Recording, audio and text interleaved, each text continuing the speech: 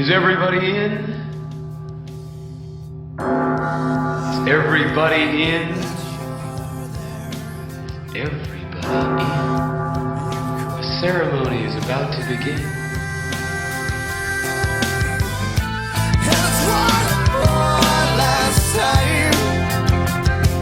Hi, we're back for another episode of One More Last Time, the podcast. And today, whenever this comes out, we have a guest, Michael Blakemore. I have talked about you a lot throughout these episodes. You'll come up randomly. And then we just had Josh Barnett on. So we talked about the last run that you got to do with Radio Angel and how since you were the new guy, you had to be out on the windshield in a blizzard. So we'll talk about that and want your perspective on that. But for those who don't, what? I was expendable. It's fine. Yeah. Well, you're the new guy. Sure. For those who don't know you, maybe just do a quick background of just who you are, and yeah, just how long you've been playing guitar, and then we'll get into some other stuff. Oh man, how long I've been playing guitar? Now I have to do math. I didn't know I was going to have to do math on this thing. Used to that answer was like, oh, I've been playing like 10, 11 years. Now it's not great. Now it's like I've been playing 20 years, something like that. So yeah, a while, basically since I was 14. So yeah, but I'm from Oklahoma City, the land of cows and tornadoes. And that's right. Yeah. So yeah, and you and I, Jared and I have been friends, acquaintances since I think 2008 is when we first officially met. Yes. That wasn't the first time I actually met you. That was prior. But first time. Let's be honest. I'm sure I was an a-hole or something. I don't know. Let's just get that out. What'd you say? I said my words. Yeah. Hey, I'm just being honest. I got. He had that reputation a lot back then. I was because you just didn't talk. You know, like that. And I don't know. I don't know how to explain it. But it worked out. We became friends. We did. That's funny. So I'm trying to think back. We didn't really know each other it's that show that Skillet was supposed to play. Mm-hmm. And you had played earlier that day. Is that when we pseudo met and I was like kind of a jerk? Was that time frame? Because I have a story about why I would have acted that way, because I remember now.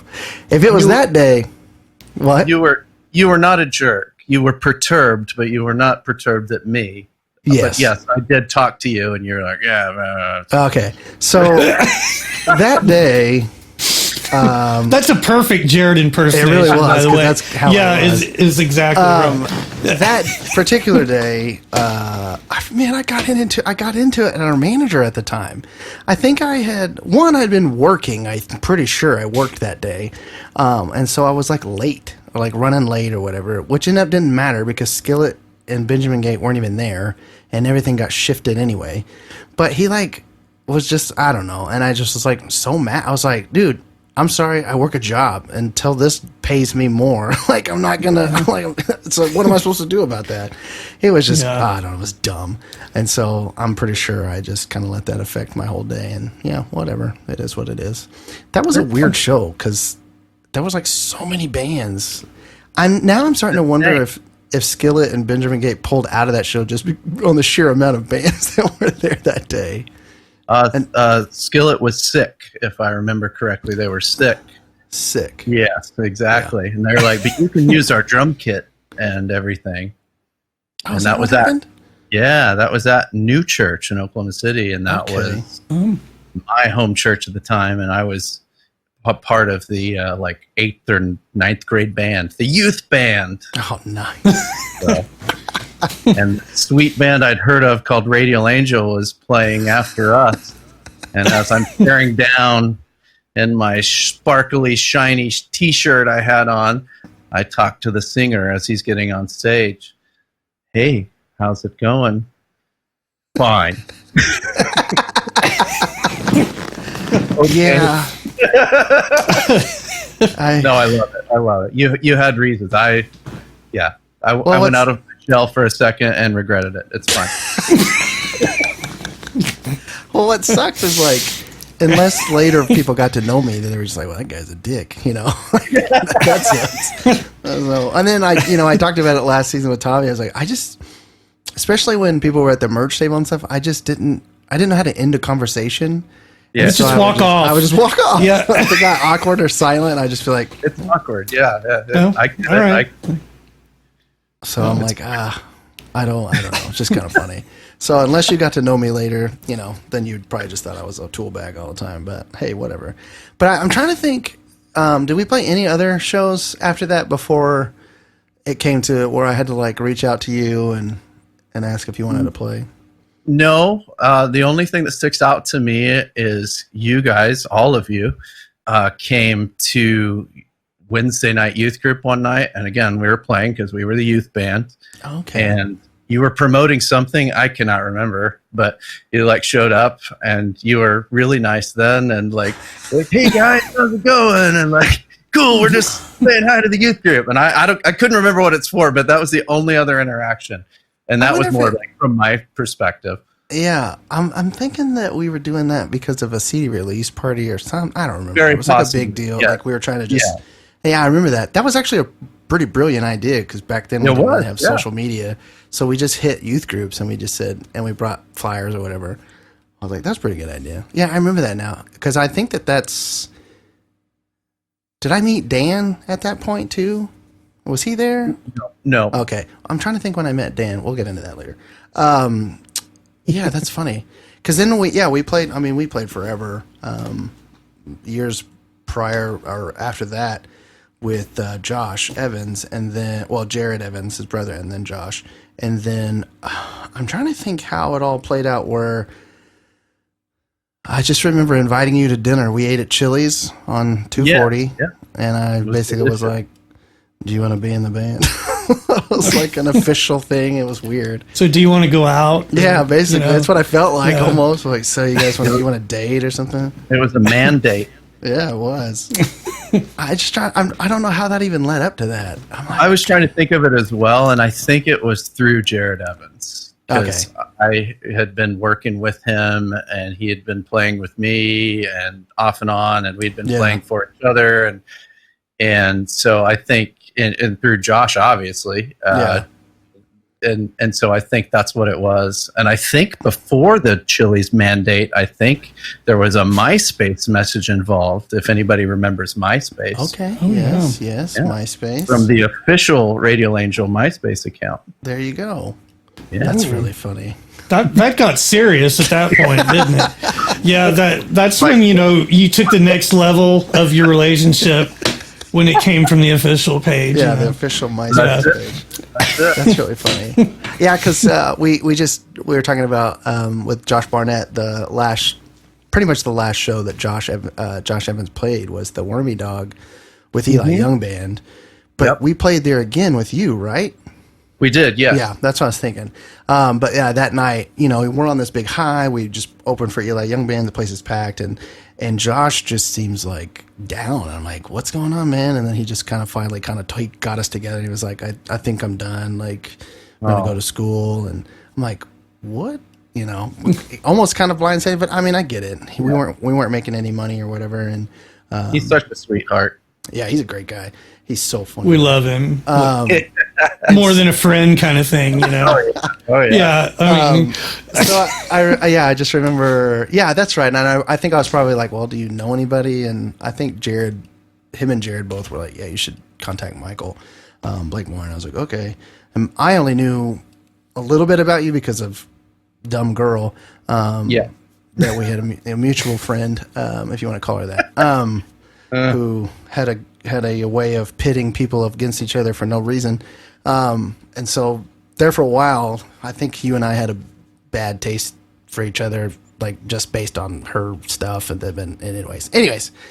But I remember that Chili's dinner was like, I was like, all right, I'm going to go meet up with him at Chili's and see if he wants to be in the band. And then we both realized, wow, we're both normal. Yeah. Yeah, we're not diva. Girls are crazy. Yes. They are. Yeah. BBC. BBC. Yeah. I hope people. It's true. I hope people get that. It's true. BBC. That's great. Oh my gosh. Just think about it a little bit, and then it'll kind of sink in after a little bit.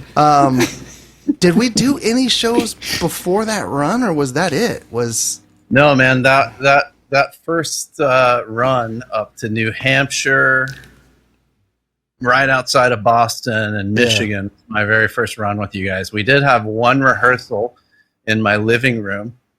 Okay. Was that when you were at the Shady Trail? Yes. Duplex. Yeah. That was a cool place. Loved it. Yeah. Yeah, because your studio was upstairs. It was really nice. Yeah. Where we recorded the New York Summer stuff. That's later. right. That comes later. But was that it? And then we played that, and that was golly. That sucks.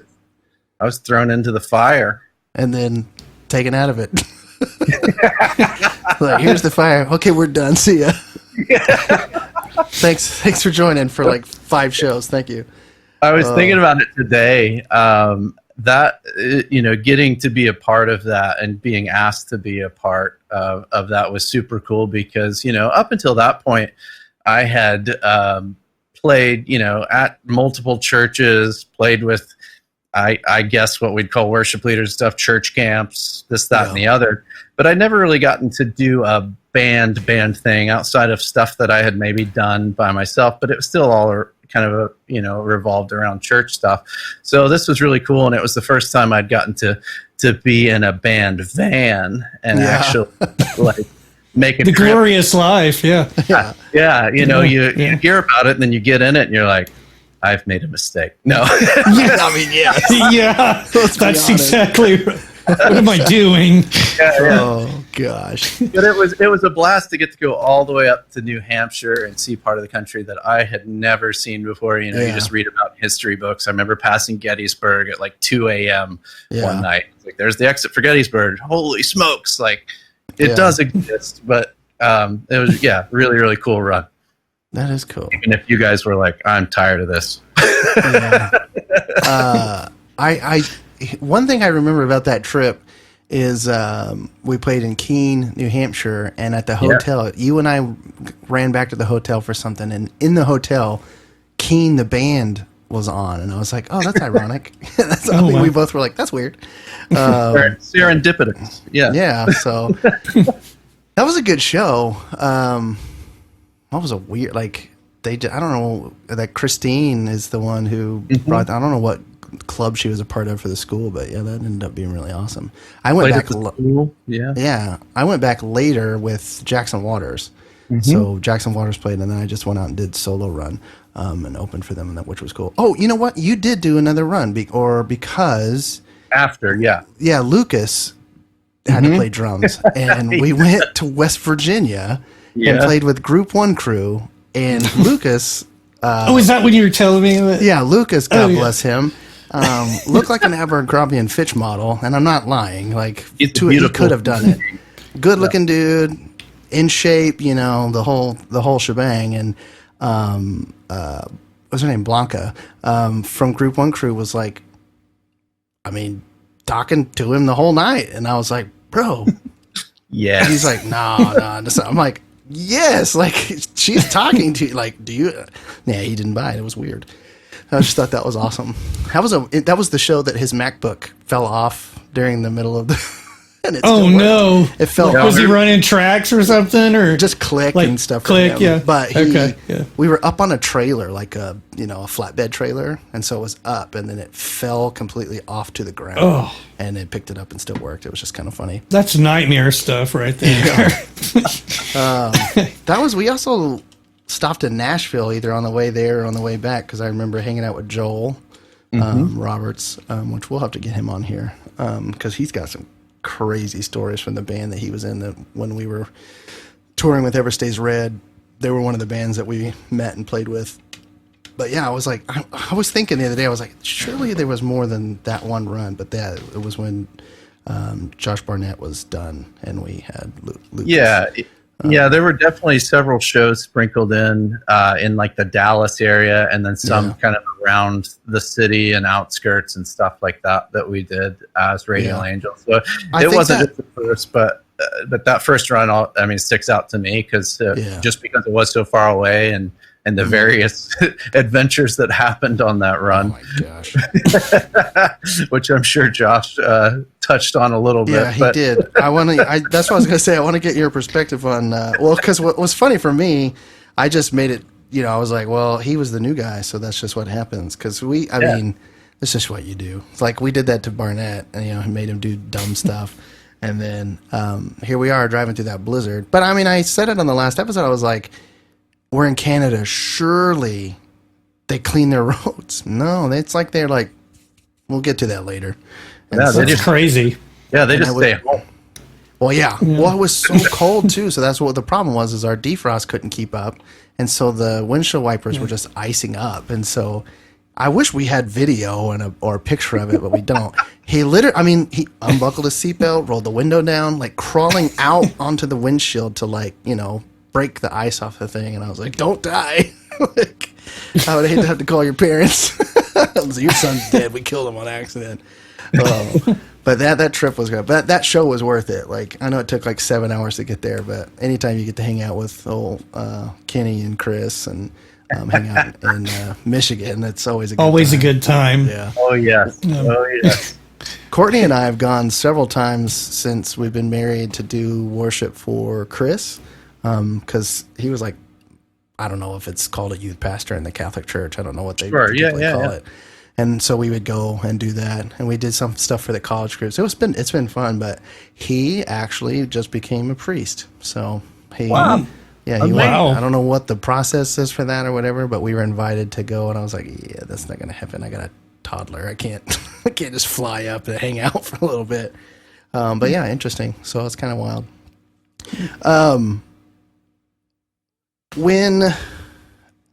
So Barnett kind of said it, and I didn't really think about it. He was like, when he was on, he was like, it's interesting to hear you talk about the things that you didn't want to talk about then because you were pretty much burnt out. Like, was there ever a point where you?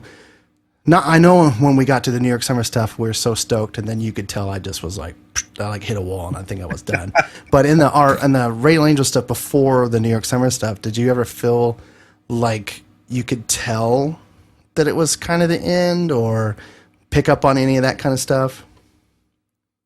I mean, I could pick up on a little bit of that vibe, but it just it wasn't really that I thought everybody was burnt out. It was just everybody was just kind of like, what do we do next? And it makes sense. It kind of tracks with where you guys were in your career, but also like in that year, was like 2008, 2009, that stretch, like music across the board and the industry was changing so much that I think every band was asking that question. Yeah. What do we do next? How do we keep this going? And you think of it, I mentioned MySpace, and when we were in Canada, like, you wanted to call my parents if I died, but that was like, we had the Nokia phones. Yeah, there would have been no way to call. Yeah. There was no way to call, Yeah. And so I was like right at the point, I think maybe it was a year at the most later, the iPhone came out, and then everything changed again. And so, I think it was just, I don't think you were burnt out of the whole thing entirely. It was just like, what's next? What do we do next? And yeah, to no fault of your own, just the way everything kind of played out. So yeah, I was thinking about it too. It's like, you're right. It's like, what do we do next? And I think that's why I enjoyed doing the New York Summer Project, because of the songs. There was no agenda. Like, with Radial Angel, it was like, I better pump out another hit at some point, otherwise this is over. And so there was so that pressure was just like, I don't know and then you had half of our fans and some people in the industry wanting us to go back to like the heavier, chunkier, like the One More Last Time record. And like, I was like, that's not what I'm writing. Like, it's fun and it'll be fun to play those songs again. but vocally speaking, like I know I'm older now, but man, I told Tommy, like we just did that acoustic EP. It took me days to even nail, like get. I was like, my voice is not this anymore. But I'm like that wasn't fun for me. Like I was really into, Snow Patrol and like the pop rock that was coming up in that area, and like obviously the New York Summer stuff kind of shows that. But I think we just hit a point where it's like nobody would talk to us, nobody would touch us, nobody would do anything. So it's like, well, you kind of have to kill the name and then try something else. And that's kind of what I felt like maybe that's what we did. And then I was really the only original member left towards the end, like, because even Eddie wasn't the original bass player, it was Daniel. And so it was like I had already gone through sorry, I just thought of something that happened earlier talking about original members and it made me laugh. There's some guy, I just have to say it now, I guess. Yeah, you have to. Some guy, so my cousin posted a link to our to our acoustic record, advertising it, and I wrote, thanks Jess for writing it or whatever. Some dude gets on and is like, I actually know the original drummer of Radio Angel, and she was like, oh, that's weird, I didn't realize my cousin wasn't the original and all, and he like goes into what this guy's name was supposedly and all that. So I text Jared, I'm like, he's like, I don't even know who that is, and I'm like, me neither, and so that's what made me laugh about that. Yeah. Sorry. So apparently Tommy's not the original member. Yeah, I'm not the original member either. Maybe I'm not an original member. I'd just like to give being at the end of that, and like you're coming into that, and so I've already gone through. So we had Jeremy, then we went this guy named Nick. Actually, I don't even know if we really even played any shows with Nick, did we? Or we were just like writing? One maybe. And then I want to say one. And then we were writing a ton of stuff and demoing a lot in that time frame, and then Jared Evans, which we knew that wasn't going to be a long time. Anything was just as many times as we could get him. But then he finally was like, "Why don't you use my brother? He'd probably actually join or at least play with you a lot more." So then he did, and then we asked him to join, and he did. And then it was like after that. Sometimes we were lucky and we got both of them. Yeah, so we occasionally, and Josh. Jared would play keys or something sometimes. And it was cool. And then that was it. Yeah, because once Josh left, it was, and then we got in talk with you, but then by that time, we're already like Tommy's gone. We have Josh Barnett, then he's about to be gone. So then it was Lucas. Like I'm just all this this turnover of band members, and I'm just like, this isn't even the same band. Like it almost kind of felt like, well, not only that's like when people want to see Rail Angel. I would hope that they would want to see more than just me. Like the other guys were the band too, especially Tommy. Tommy has a specific drum style, and like that's what it was. And Josh Barnett pulled it off great. Like he was like, I want to play the songs that are already done the way that they are, and if we're writing new stuff, then we'll go that way. And so it just kind of hits to a point where like, well, I'm just kind of milking this thing at this point to do whatever the next thing is. And so I think you're right. It's like you're coming in at this tail end of that situation, and then great. Like the new project was great. I loved the New York Summer stuff and what we got to create that way, but there was no pressure. And so then it was fun again. And so that was what was to me. It was just, I don't know. It's just really cool to get, like, we got Barnett's perspective. Like, and he was like, well, I could just tell you guys were kind of burning out. And so it's just interesting that it's like, it wasn't really burnout, but it's like, what's next? And so I'm trying to think how that happened. Because I know we had shows booked as Rail Angel, but then we basically reached out to them and was like, by the way, this is what we're doing. Like, we're changing the name, and like some of them were like, so no. you guys just pulled a switch on them, didn't Basically, you? it was just like, Radio Angel's totally going to be there. Yeah. And by the way, it's just me and nobody else. Yeah. And so we did. Well, go ahead.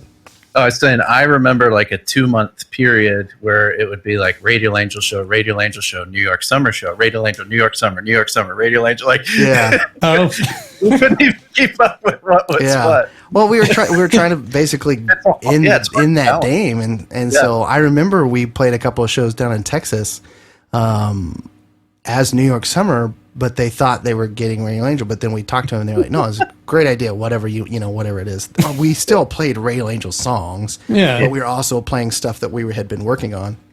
And then we did that TV show on TBN. It was like whatever their version of. They would show like a band play live, and then you'd interview them or whatever. It was with the kids. They're like grown adults now, which is kind of funny.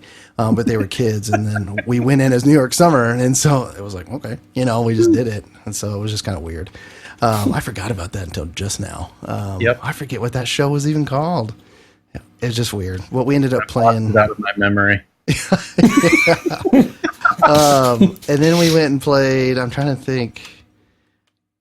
We just played a couple more shows where it was just like, okay, that was it. Now it's just strictly New York Summer, and this is what we're gonna do. I feel like the last thing we did was an acoustic run, just you and I. Yeah, you and I did. Yeah, it was kind of the hybrid thing, and then after that, it was. Oh yeah. You remember the? Let's talk about it. So there was a show, if this is what you're thinking of, where we made a ton of money. Because, and as a worship pastor now, this is terrible, but we played this show. Was that in Illinois or something? It was this country small church. We played Saturday night, just acoustic thing, just me and Michael. We did Radio Angel stuff. We did some stuff that we were working on as New York Summer, and then we actually didn't really guest lead. We just sat in with the band, and then we got to play a special song, and which ended up being "Sing Love." But like I shared our, like story and, kind of Christianized it up a little bit. And then, dude, we sold so much merch on that Sunday morning. I was like, well, I guess that's what we needed to do to make some money. But I just remember that was really funny. Was that when where did we stay that night? I get a lot of those. You remember? Was that in the middle of nowhere? Is that in the cornfield? The cornfield. Yes. I was thinking about that. Oh, wow. I was like, that who was scary. with me? I couldn't remember if it was you or Josh. Yes. Yeah, they made us breakfast in the morning. Oh, and they wouldn't eat until you were still getting ready. I was still fixing my hair because I'm a diva, and Jared went in to eat breakfast. And I finally get done, and I turn the corner, and they're all just looking at me, waiting. And they're like, "We've been waiting on you. Now we're going to say the grace." And that's awkward, isn't it? Right? Well, I'm just sitting there with this family that I don't really know, not talking because they're waiting on him. I didn't know. So he comes walking into that awkward situation of like, oh crap, they've been waiting on me this whole time because we're going to pray and then eat. Yeah, that's classic RA stuff right there. Yeah. Teenage son at the table that was just pissed. He was like, I'm so hungry. Why can't I eat? I forgot about that. That house was weird too. It was like a basement, but part of the house, and it was like cinder block. Oh man, but it was in the middle of nowhere. Yeah. And I remember being led out there, and it's like cornfields, and I'm like, is this going to turn into a death situation? Like, it was scary. That was the first time I was like, I don't know about this. It was very Jeepers Creepers, for sure. Yeah. It was crazy. Oh, man. I forgot we did an acoustic run. Where else did we go? So we went up to Michigan to see Chris and Kenny, and we played a backyard thing. Is that when the cops got called? Yeah. Yes. Yeah. We got shut down by the cops. Yeah. Went to the cornfield show in Illinois. I could look it up on a map. It was somewhere western Illinois. Then you and I drove the next day through Peoria and then to Champaign and met your friend Adam Wood. Oh, Adam, yeah. Who is from one and only Hoopeston, Illinois, which is also, we'll get to this in a minute, but the bass player in the band I'm currently in is also from Hoopeston, Illinois. Wow. And he was like, how in the world do you know where Hoopeston, Illinois is? Like, well, ever heard of a band called Radio Angel? Let me tell you. Oh, man. Where'd we go from there? Do you remember? Well, we left in the middle of the night and drove all the way to St. Louis to stay the night. Oh, we stayed at Travis's house. Yes, with Travis. Yeah. Had Emo's Pizza for lunch and then went back home. Dude, if anybody's had never had Emo's Pizza and you live in the St. Louis area or you're ever in that area, eat some. Or I think they're in Missouri, kind of all around. Yes. But Yeah. good pizza. Remember we used to do munchin' with Mike. Oh yeah. Emo's Pizza is very polarizing with people in St. Louis. People there either love it or they hate it. There's no gray area. It's like, That's so I ask anytime I'm from St. Louis, you like Emo's Pizza? No, or yes. Like it's weird. It's my favorite case study. All right. Anyway, it's an interesting pizza. It's like flat and it's cut into squares, but it's good. And it's like what they call it, Provel. It's like provolone and mozzarella mixture of cheese, which is really good. It's interesting. It's good.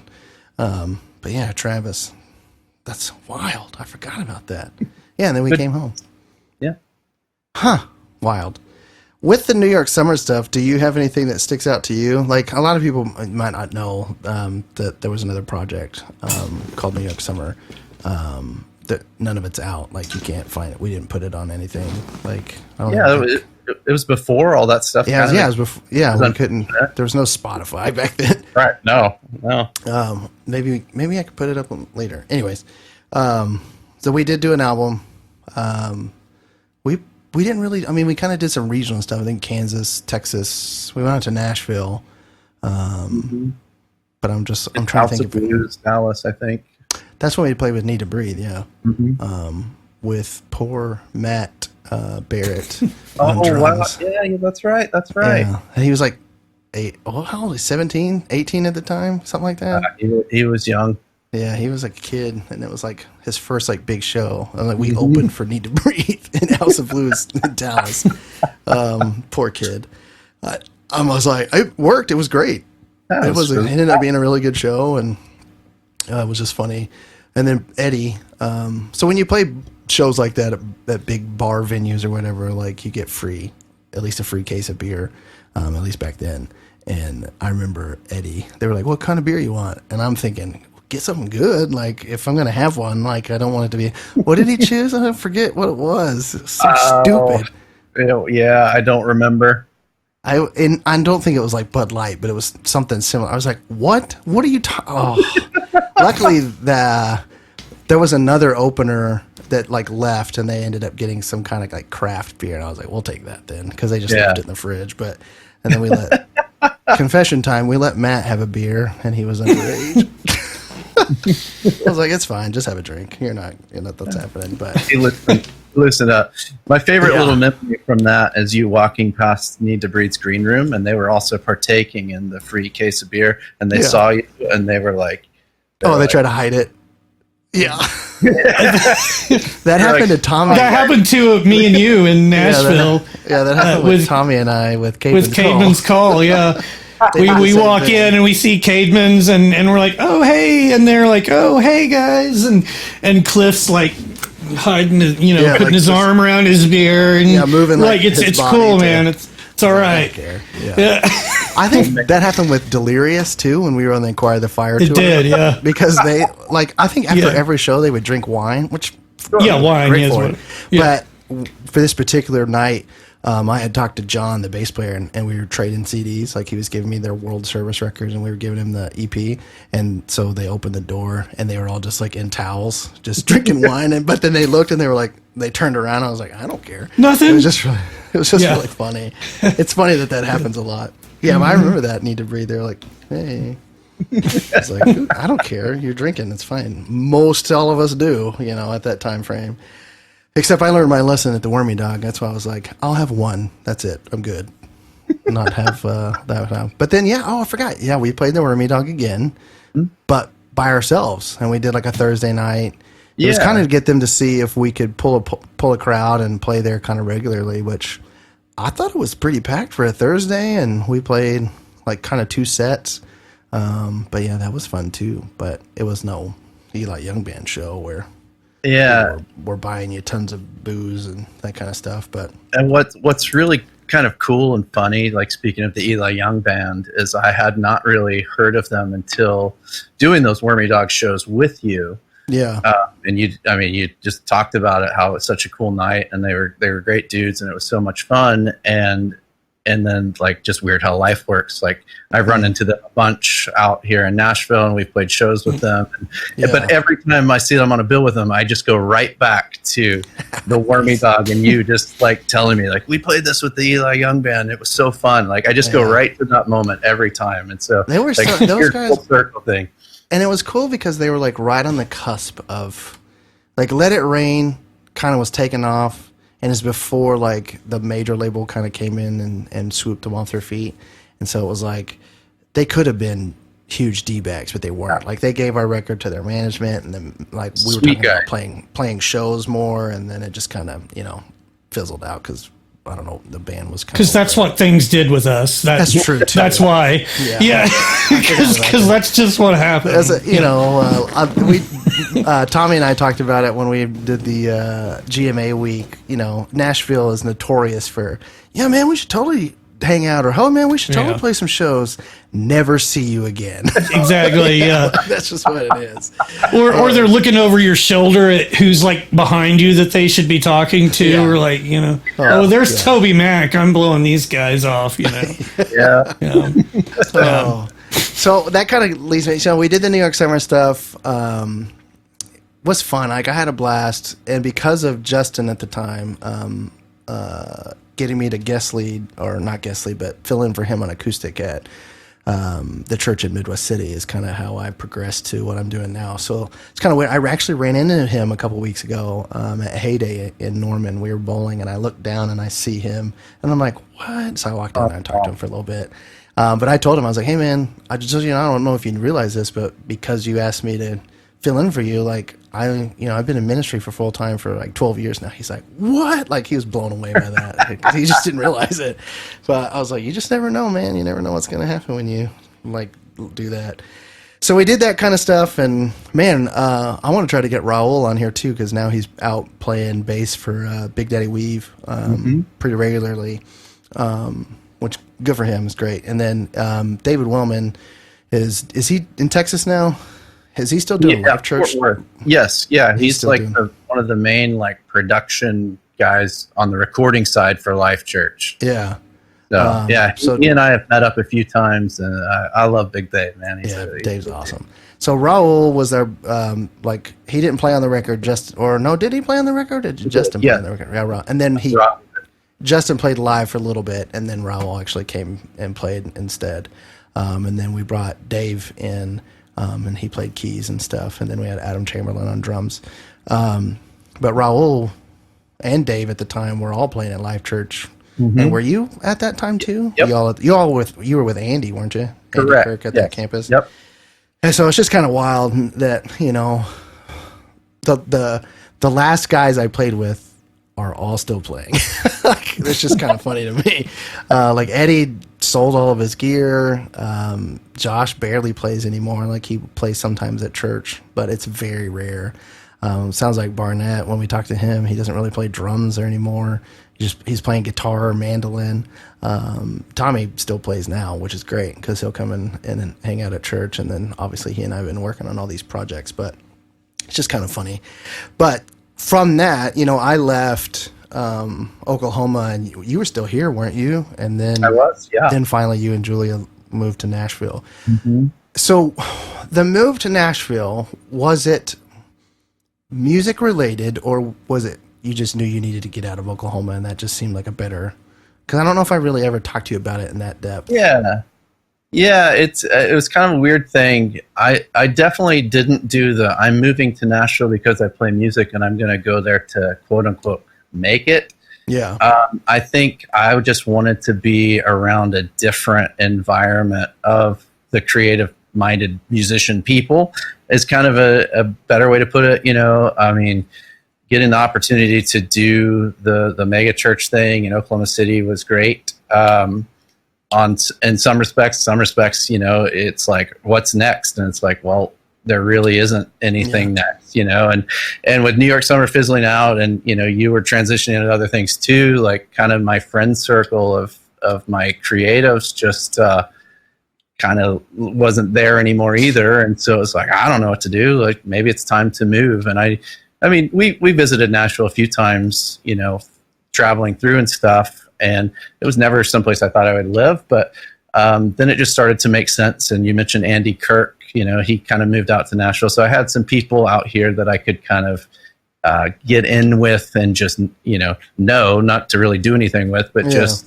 get involved with and start meeting people. And so I did that, and I also had the pedal company on the side, and I thought maybe moving part of that to Nashville might be cool too, because I could network that into a much bigger circle of musicians, so to speak. So at that time, it was really more about the pedal aspect and networking that way, but it quickly turned into more back on the music side. So that's a long answer for an easy question. That's good. But it just that's kind of what happened, and so it was interesting.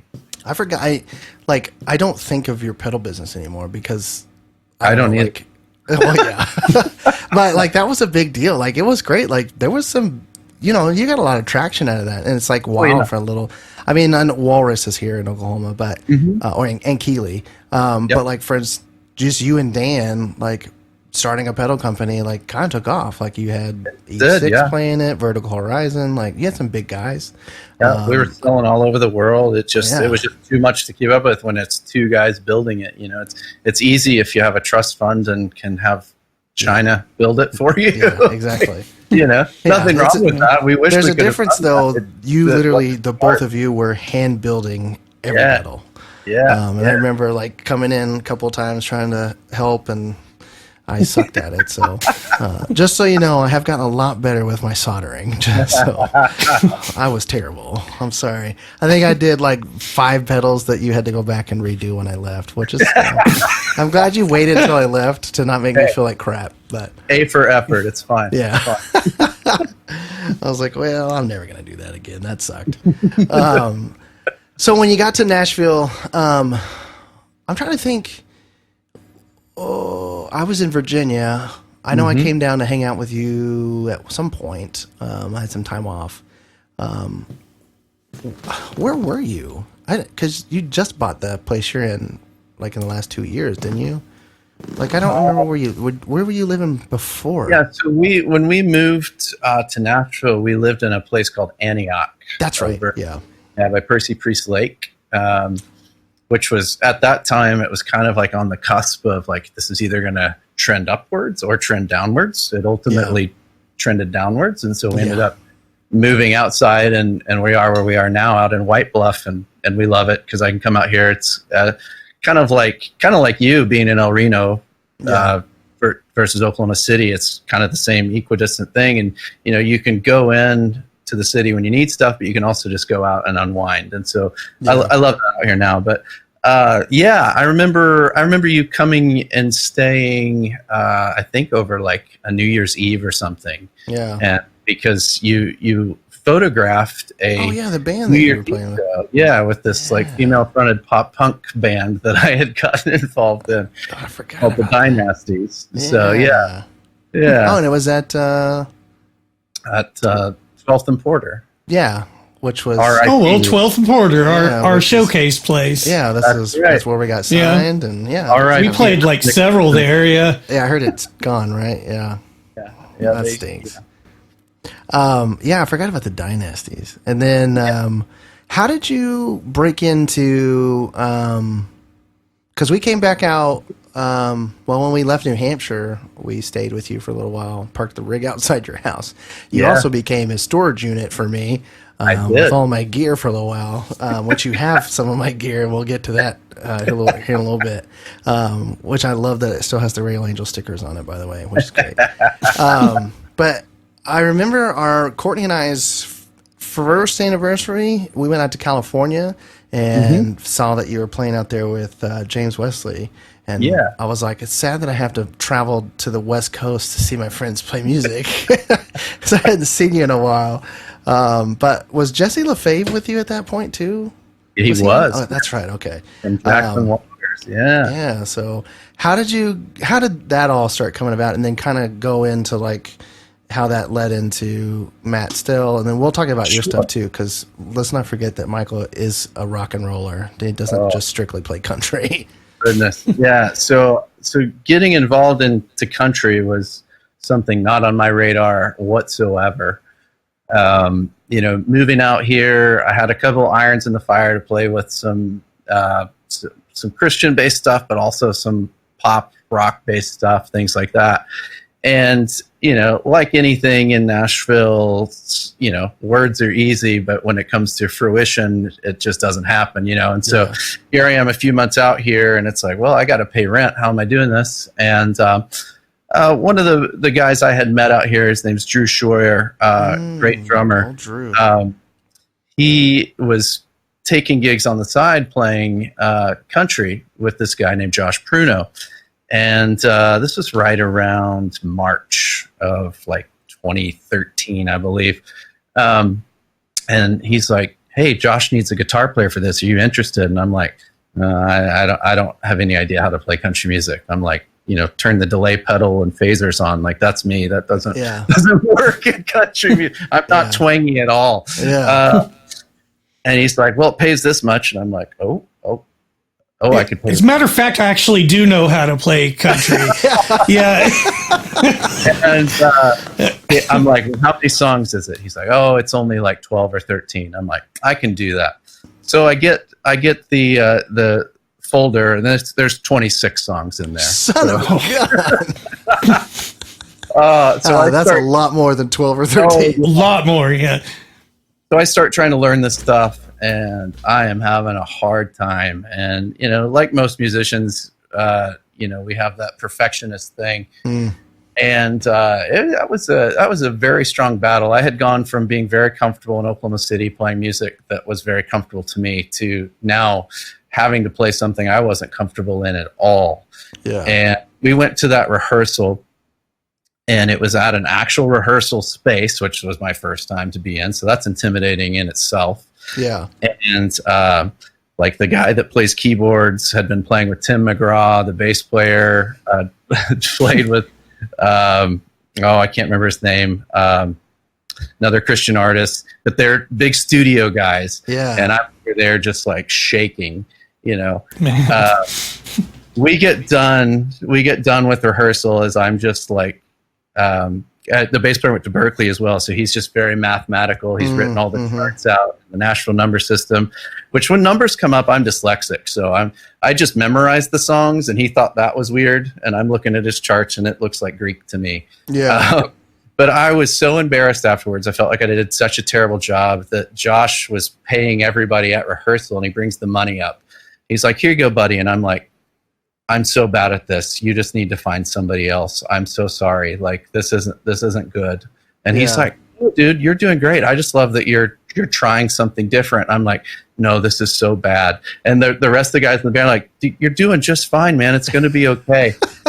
Anyway, I was like, oh, okay. And so this was for a show in Missouri, south of St. Louis. I was so nervous. I forgot to pack pants. Oh my gosh. I packed my cowboy boots because I have cowboy boots. They're very comfortable. Yeah. Well, yeah, you got to. No pants. I opened up my suitcase. After I finally settled in and accepted my fate, this is going to be fine. I opened my suitcase, no pants. I'm like, oh my gosh.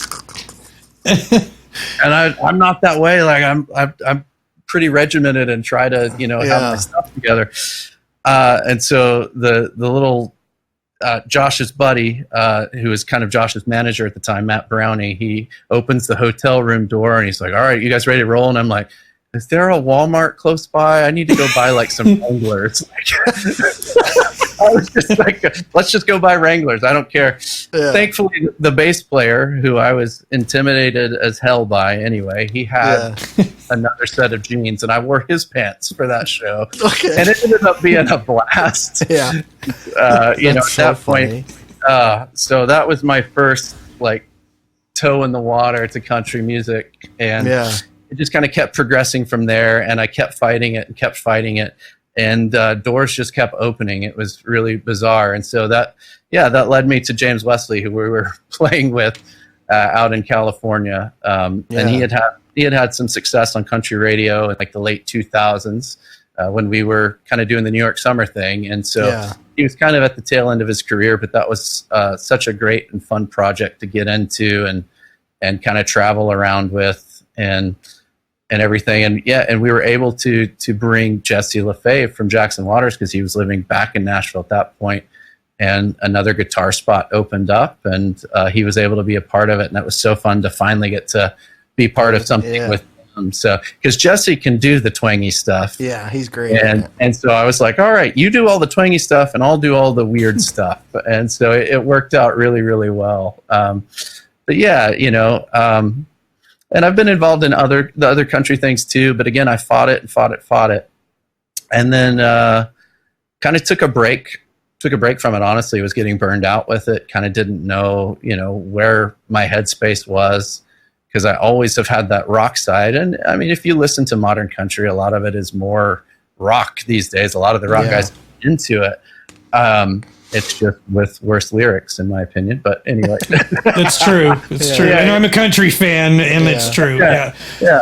But kind of COVID and kind of doing my little side project with Jules and that stuff was a lot of fun. But a lot of the guys I met and that were in the band with James Wesley kind of came along that have been playing with Matt Stell during all the COVID stuff and all of that. They came along. They're like, I don't know if you're still interested in going back out on the road or not. But, we would love to have you if you want to get back out. And it was just kind of like, it truly was a fresh perspective. It was like, if this door keeps opening, there's a reason for it. And so instead of fighting it, just go do it. And especially when it's your friends wanting, you to come along for the ride. And so, I got to hook up with Matt Stell. And it's been a blast. I love the dudes in the band. It goes a long way, as you guys know.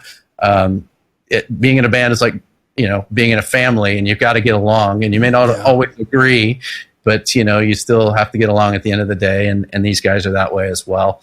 So it's fun, and I've accepted my fate that for some reason I am in country world. So, and I still fight it because I am not like a clean guitar player. I monkey things up all the time, and I will go out and play shows with these amazing guitar players that in my mind I'm looking at, and they just play everything perfectly. And that's not the case. Nobody plays everything perfectly, but from my side of the thing, I feel like they play it perfectly. And then I just feel like I'm terrible because it's just like, I just do what I do. But then they look at me and they're like, how are you doing all that delay stuff and putting those, like, how are you doing that? And so in their mind, they're like, you do something I can't do. And I'm like, you do something I can't do. So it's so funny, like the way it plays out. So again, I've just kind of accepted that, and it's just fun to be a part of it. And see where it goes. So I was going to say, with the Matt Stell stuff, I feel like you've done a lot more things. Like, like, I feel like you're traveling way more than you did with anybody else. No question. And then you got to do the Grammys thing, the red carpet situation, which was cool. And then, I mean, Tommy and I joke about it. You're literally getting to do what we never got to do. It's like you're living my dream right now, playing for country artists. I would like do many things to drum for a country artist, right? But just, you're doing the bus life and the fly dates and, everything that we never got to do. Yeah, sure. But it's like, get to live vicariously through you. And we're super stoked for you, bro. It's awesome. We joked about it a couple episodes ago. It's like, feel like a proud dad. Like, especially the Grammys thing. I got to watch it, and I was like, man, I'm just so happy for him. Jared texted me it, and I was like, all right, I'll watch it. He sent me the link. I was like, oh, wow. It was a beautiful telly. I think you built it, didn't you? That blue sparkle, I think. Yeah, it was beautiful. Love it. Yeah. It's awesome. It's just funny. Like, I don't know. I'm like, you talk about it with Courtney a lot. I'm just like, I'm just so happy for him. And, I know that like country was not your thing, but it's like you said, that door keeps opening. It's like, well, obviously something's going on there. Yeah. I mean, for me, like, honestly, you're the best guitar player that I ever got to play with. And so, like, creatively and that kind of stuff. And we called you the mad scientist. And back then, your pedal board was stupidly big. Yeah.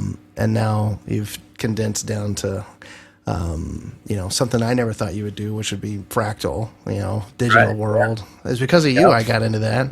Yeah. And I ended up getting the Axe 8 at the time, and now I'm on the FM3, but it's just, I don't know, it's just kind of funny. I never thought I would condense down to that either, but yeah. It's just gotten well, now that you're traveling a lot, it's kind of like, oh, yeah. But you still bring out those stupid rigs. Those 2 half stacks, which I have to have something, okay? we'll show pictures here in a minute in the feed. I'll just go through the ones you sent me, and then we'll kind of talk to him about it. But quickly, I wanted to talk about too. You did your, the project. First, you called it Blakemore, and then you guys changed it to Sea of Satellites. It's still in I have a workout playlist. So I have those. What is it? 5 songs, 6 songs? That you 5, did. I think. Yeah, I have those 5. Something, yeah. I've got like Eve 6 is in, like, you're in like 90s, like that's how I put it. But it's like, pumping me up to get excited for the gym. That's awesome.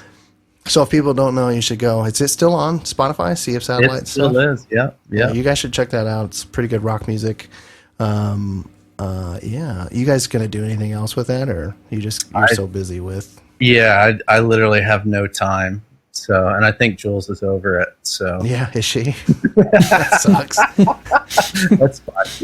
Oh, well, is that her rig behind you? That orange? Is that what she was playing bass through? Oh, is that something else? Yeah, that's just my fun pleasure. If I want to at home blow my ears out. So rocker 50 or something like that. Rocker 100. 100. Okay, yeah. Wow. Glutton punishment. Yeah. Yeah.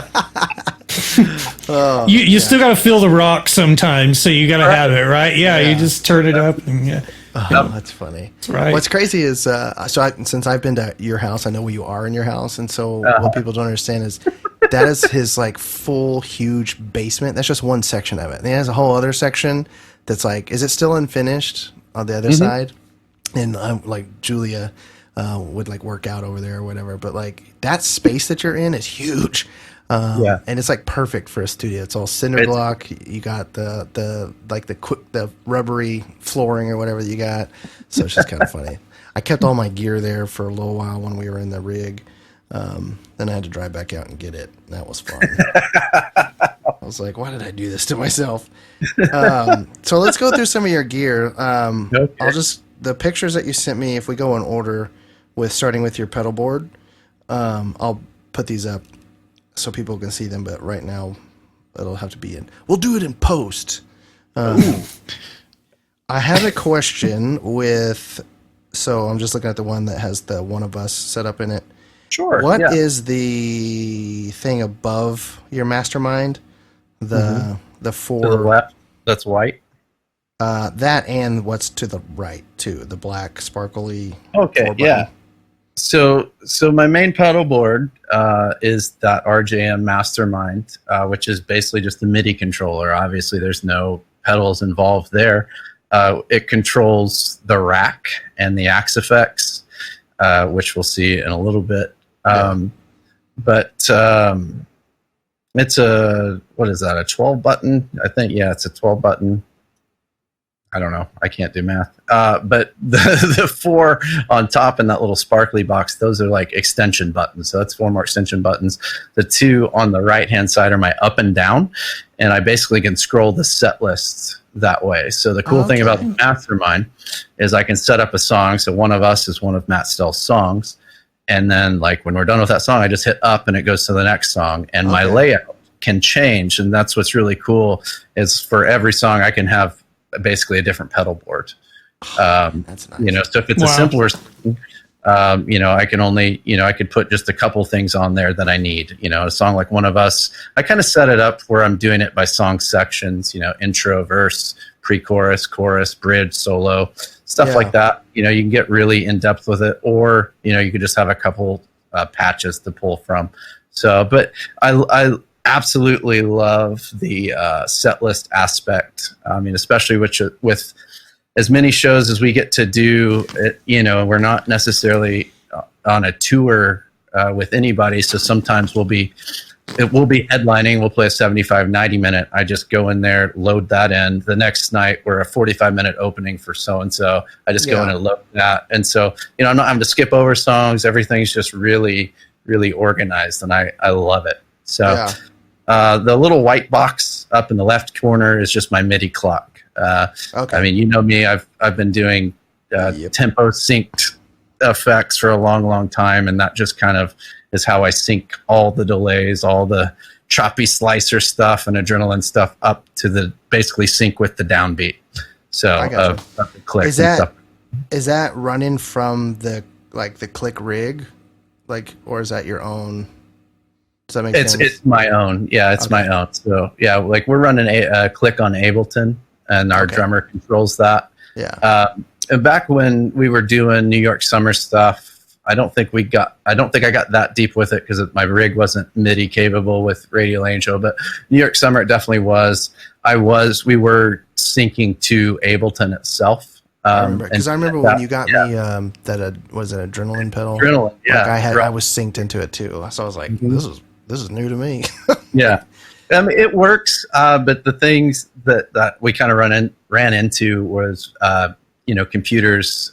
They're thinking all the time, and so you end up having clock drift, and so the downbeat starts to sway in these old pedals that are looking for that 80s MIDI technology. It starts to sway, and then you get off, and so I've just figured out that I can use that, and it shows me the beats 1, 2, 3, 4, and I can resync to 1, and so I just do it manually, but being able to trigger that anytime back to 1 really keeps things a lot tighter, ironically. So that's cool. That was a big trial and error that I finally landed on. But yeah. So on that second one, you've got it where it's just a pirate, which is funny. But you have, is that just showing you that you can have each individual pedal? Yeah. So that's like my kitchen sink preset. Okay. So that's set up more like a traditional pedal board. And then what is it? You're running the Marshall and the Bad Cat. What are those buttons? Can you shut them off or? The amps? No, those are kind of. So I'm running a hybrid rig basically. So front of house gets my amp sims from the Axe Effects. Yeah. And so that's what's underneath there. In this picture, it's a JTM 45 and an AC20. Okay. My on-stage amps, I'm kind of slaving and using the power sections of those amps to control, and that's the Marshall and the Bad Cat. Gotcha. And that basically is to give the guitar something to interact with. Because that's kind of the weird thing. Oh, hello, Kitty. That's cat life right there. Speaking of the Bad Cat, yeah, so that's kind of the one weird thing about going into like digital amp sim stuff is like for guitar players that haven't ever tried it or haven't played at church on like in-ear monitors and know what like a mic'd cab sounds like. You're used to hearing the amp blaring in your room. It's a very different experience. Hearing a mic'd cab, it's like putting your ear down to the speaker and then like that's what you're hearing. And so, but also your guitar is also listening when you're playing. And so if you just do a direct in thing, it can work for a lot of things, but in like more rock music, especially when you need a lot more sustain and stuff, I've just found out if you have something that the guitar can hear too, that it just goes a long way into kind of recreating that natural feel under the fingers and it all works. So it's kind of like when we're working on the like Radial Angel, like the new project stuff that we're doing. I'm in my office, which doubles as my studio, and I've got the studio monitors like hot, but I'm running my Fractal. But if I need that sustain, like there's some licks that I'm doing that I need, like I want that natural, if I was holding my guitar up to the guitar, so I get it. Absolutely. So, and I didn't realize that because I had kind of just done the without a cab thing for a while with the Axe Effects, and again, it works great. But then when you start using that, it really goes a long way. And we had a show last year that was like moved indoors, and it was a small stage. And we were out with Brett Young, and so everybody was just kind of making sacrifices, and I'm like, we'll just can the amps tonight. Don't worry about it. And that whole show, I was fighting the guitar the whole time, because I would go to do, like a lick that I hold, and it would just die on the fretboard. And it was no die, and I was like, oh no. It was just so different. I had gotten so used to having that cab push that natural feedback into the guitar. Yeah, that's funny. What is the Incubus button, by the way? I saw that and I was like, what is that? Oh, okay, should have known. Should have known. Just turn that on, play Incubus riffs is basically like there you go. When you get to the analog amps that you're running on stage, just so everybody knows, Michael has my Marshall Plexi half stack, which still has the Rail Angel stickers on it. I'm glad that it's getting played. You've had to do some work to it too, haven't you? Like, I have. I mean, it's set for 5 years or something, and then you took it when I was Florida. In Florida, yeah. And so then you had it for a while, and then you weren't really playing much. I mean, you were just kind of sitting in your studio. It was eye candy. Yeah, I mean, it's a good looking amp. I'm like, I didn't have the room to take it with James. I just didn't have the room to take it anywhere. Yeah, I mean, it's a big freaking rig. Now that I'm looking at it, I'm like, maybe I should. Can I have that back? I'm just kidding. I have no space for that here. So with the Plexi and then the Bad Cat, how is it running? How do you running from the fractal stuff into the analog amps? Like, how's that run? The chain there. So I'm using the amp sims in the Act Effects. The signal runs through those, which has the full power amp thing and everything. And if you're familiar with the Act Effects, you also have the cab block, which is your speaker block and your mic, your IRs, all that, impulse responses. I have that all the way at the end of my chain. So before it gets to those cabs, those digital cabs that go to front of house and the in-ears, I split the signal out and send that signal that does not have any of the cabs into the basically of the Bad Cat. I send it into the effects return, which bypasses the preamp. We're already getting the preamp from the Axe Effects and on your Marshall, I went into one of the speaker jacks and put in a little power amp in. So I modded your amp. Sorry. I can reverse it back when you need it back. But for the foreseeable future, it's basically your amp. Just I had on my cold dead fingers. No. So that's how I'm doing that, and I could, if I ran cleaner amps, I could just run into the front end and use the preamps and bypass all of it too. But the cool thing kind of about this power amp thing that I do is I have a lot more control over the volume and can turn it way, way down. It's not using the full volume of either amp, which is really helpful. Even when we're on big stages or outdoor stages, it's, again, I'm just wanting enough power for the guitar to interact with. I'm not trying to blow everybody away. And so, especially your Marshall, as you know, I mean, on one, it's screaming. So, so kind of using the power amp, I still get kind of that tube warmth, and obviously your cab sounds amazing. That's why I went out and found one that's a lot cleaner, but I wish it looked as cool as yours, because yours has stories. So anytime my cab has it fell down a couple of flights of stairs. Like, it's been beat up. Yeah, anytime we're outdoor or like at an outdoor show or on a smaller stage where I can only run one amp, I've been having them use the newer one. I'm like, let's ding it up a little bit. Yeah, that's funny. So kind of a weird hybrid setup there, but I've been very happy with it. I have tried, if you're listening and you've tried like the solid state power amp thing, like some people like that, some people don't. I didn't like that, but so I kind of like having to run through at least a couple tubes still. Yeah.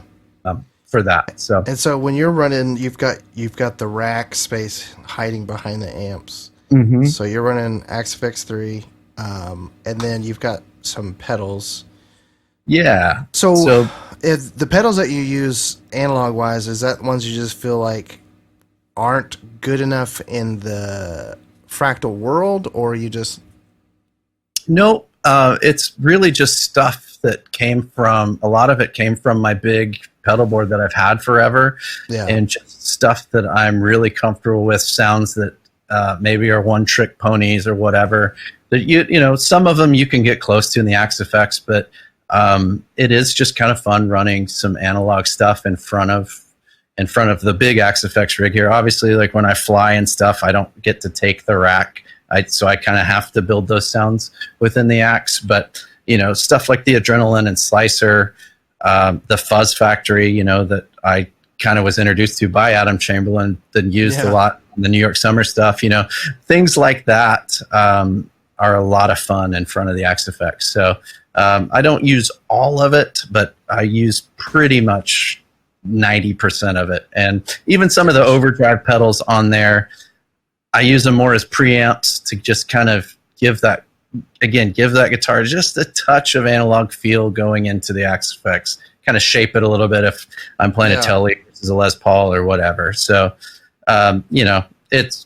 that's just personal opinion stuff by that point. But I got you. Yeah, I have way too many phasers. Again, yeah, I'm like, how many do you need? Is that 3, 4? What are you, 3? But that's the wild thing with analog gear, though. Like, they don't have presets, so if you find a cool sound, I need another one for this one. And so I'm looking through these photos that people get to see and see if I have any questions about them.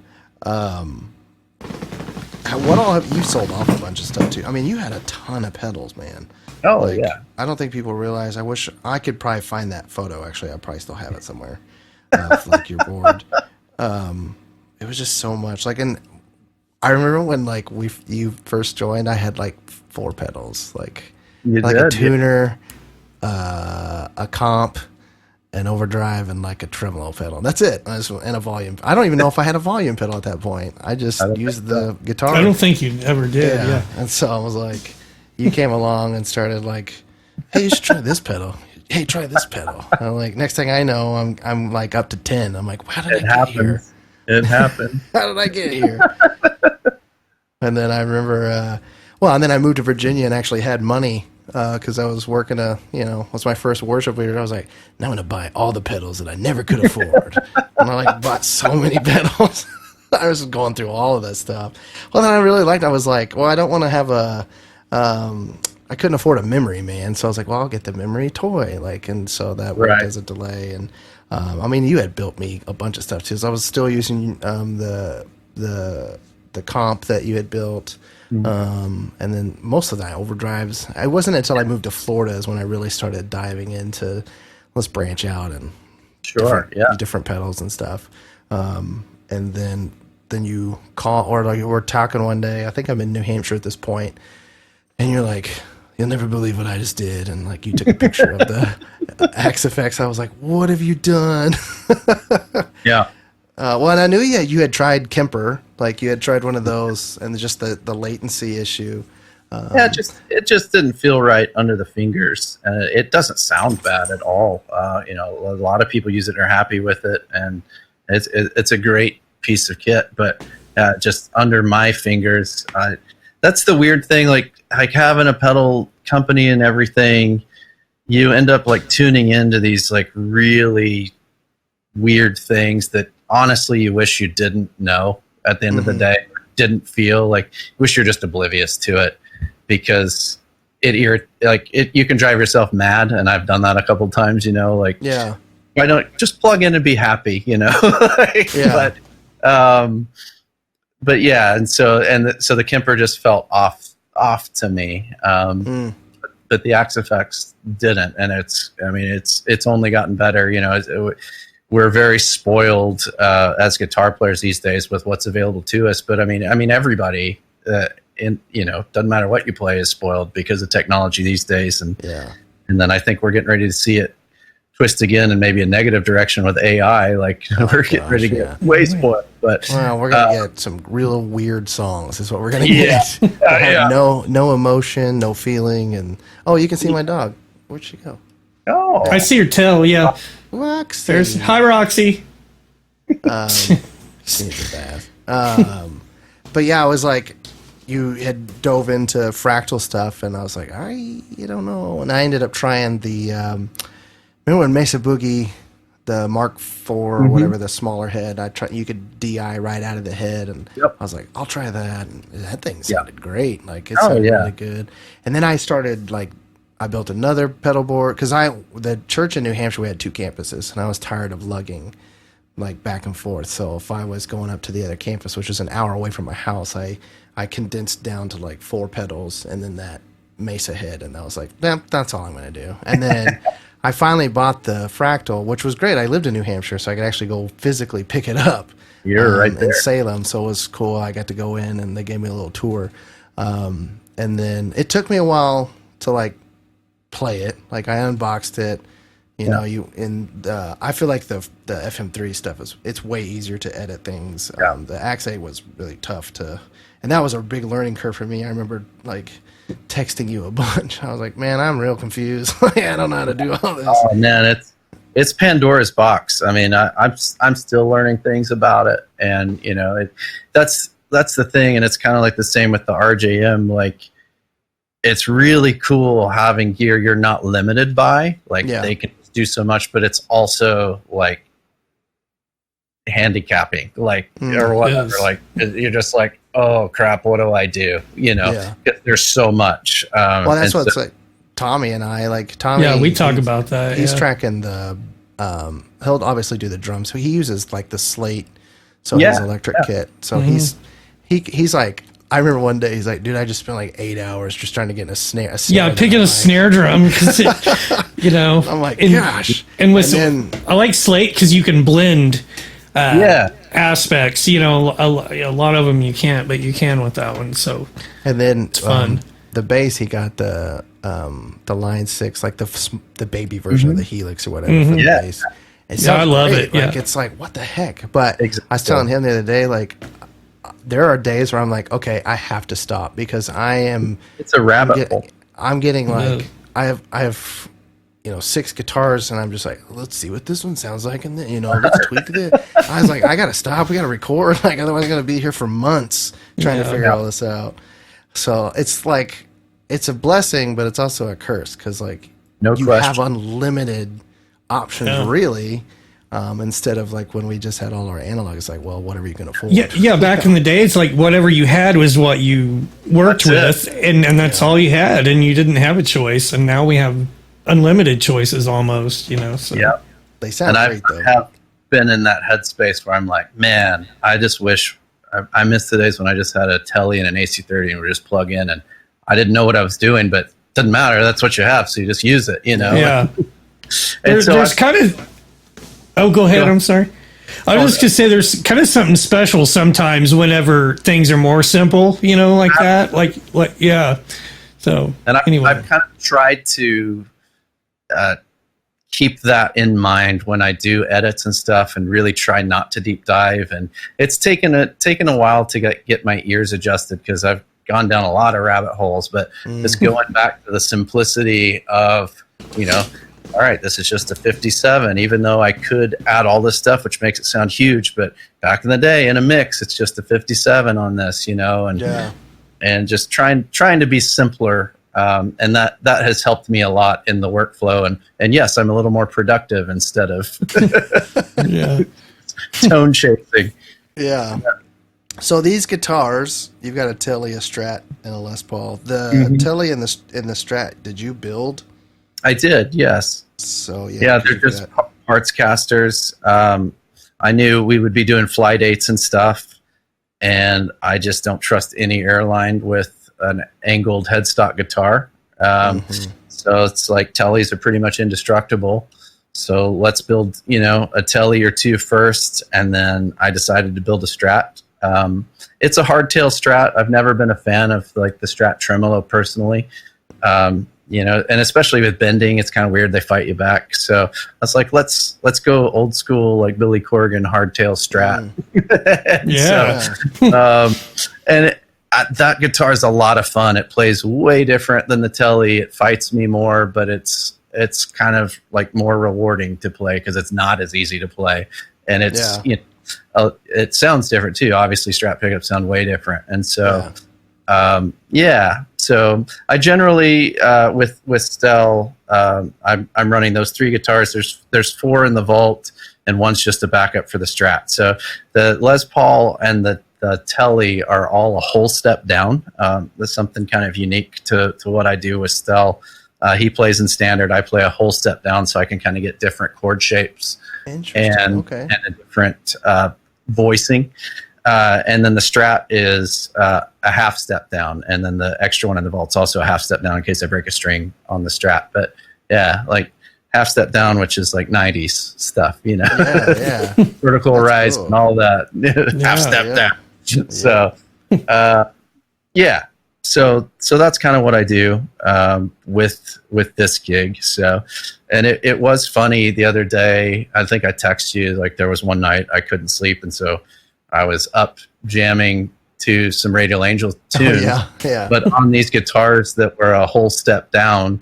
I vaguely remember how to play the songs in standard, and I was like, oh, let's try to play them with other chords instead. And so that was a fun rabbit hole to go down for an hour before I went to bed. Now I'm going to be like, what can I do this week as I'm tracking guitar? Like, dang it. Yeah. Don't do it. Yeah. What's interesting is we never tried anything like that. We never did any half steps down or anything. The weirdest thing was Sheave, the B string or whatever. The where B to the A. Yeah. She. That's it. But that's the weirdest thing. But I never tried to dabble in that. I don't know why. I didn't either. I actually learned this from a country guy. He showed up to a gig one day and he's like, I keep this guitar a whole step down so I can like stay out of the way. And I was like, that's in country, a whole step down. That's, that's weird. You think the lower you go, the harder you go, and I ended up trying it. And so when I had to audition for the Matt Stell gig, I was like, you just kind of are like, I want to be different. So I'm showing up with Jared's half stack because I know nobody else is going to do that. And I'm going to play everything a whole step down and just, for better or for worse, sound different. And so it worked out, thankfully. But and so it's been fun, except when the bass player's like, we're playing this chord. And I'm like, well, I'm not playing that chord. I'm playing a different chord. Let me think. I have to that's an extra step of transposing. That's crazy. But anyway, Do you ever have any issues with like front of house guys or anything, like trying to explain to them like, I'm not miking these, I'm sending you the No, because I'm sure they get thrown off sometimes, but I'm sure it's getting better because a lot more people are doing stuff. But thankfully with Stell, we travel with our own front of house guy, which is we're spoiled because he and I are in constant communication. He loves that I care about what I'm sending him, and we talk about things like that, or if I'm if I do change a mic setting or something, he maybe doesn't hear the change or whatever, but I want to make sure that he knows I did change something just in case something sits weird, or like, hey, did you like this better or this better?